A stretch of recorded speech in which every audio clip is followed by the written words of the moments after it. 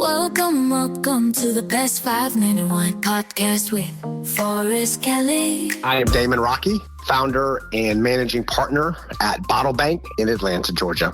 I've been a wine collector and wine lover for several years. And when I decided to kind of take my life in a different direction, the old adage of follow something you're passionate about. The Best 5-Minute Wine Podcast.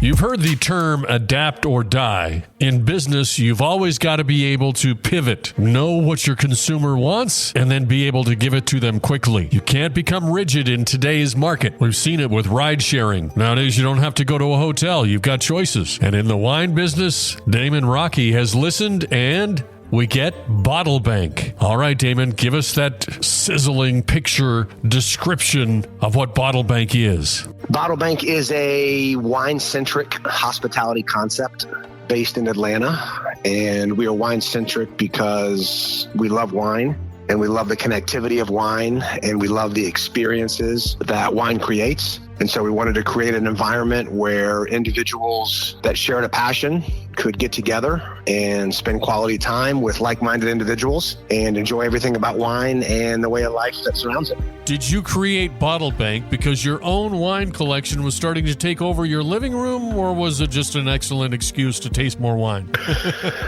I'm going to say all of the above. It's kind of a funny origin story. I've been a wine collector and wine lover for several years. And when I decided to kind of take my life in a different direction, the old adage of follow something you're passionate about, I called a sommelier buddy of mine and said, hey, I want to take you to lunch and kind of pick your brain a little bit and get your thoughts on some things. So we go to lunch and I said, hey, where do you see the biggest opportunity in the wine industry in the next 5 to 10 years?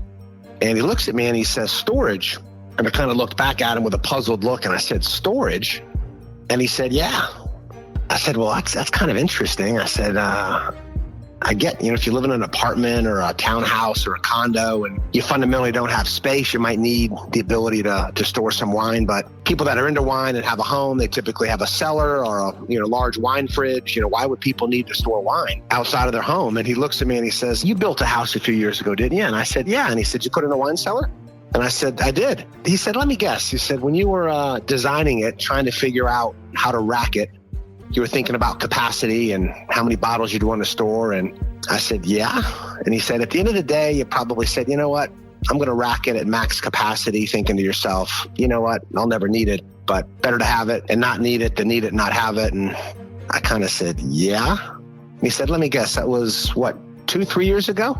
And I shook my head and he said, you're full. And I kind of laughed and I just said, man, get out of my head. And he said, Damon, they keep buying and buying and buying.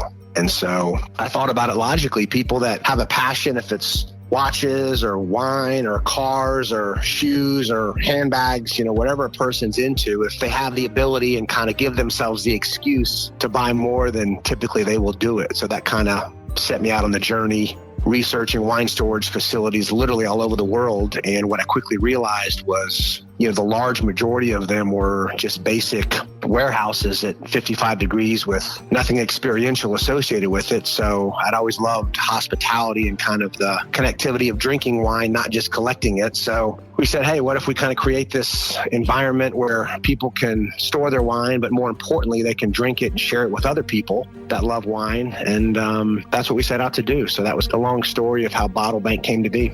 Paid and I take my $100 that I want to put into savings, big spender here. I walk into the bank, I talk to a teller and they take it and, then 5 minutes, hopefully I'm done. I'm out the door. So Bottle Bank is not that same experience. So I walk into Bottle Bank. What am I looking at? We knew right off the bat that we did not want to be a traditional restaurant or wine bar. There's people that do that. There's people that do it very well. And what's interesting is, those models are typically based on volume and transactions. Like you had said, when you look at a traditional restaurant model, they're wanting to get you in, serve you, and get you out so they can turn the table and have another wave of people that come in and experience the restaurant. And the more they sell, the more volume they do, the better the restaurant does. And we're calling our concept a wine lounge. And we kind of highlight that word lounge because we want people to do the exact opposite. We want them to stay as long as possible. So we've been very thoughtful in terms of the layout and the design and the decor If you think about sofas and club chairs and, again, kind of a living room type of environment where people want to relax and hang out for a couple of hours and meet new people and spend time with their friends and share bottles and that type of environment. So it's a lot less volume driven and transactional, more so, again, inviting people to stay and relax and hang out for a while and talk and enjoy wine. The best 5-minute wine podcast.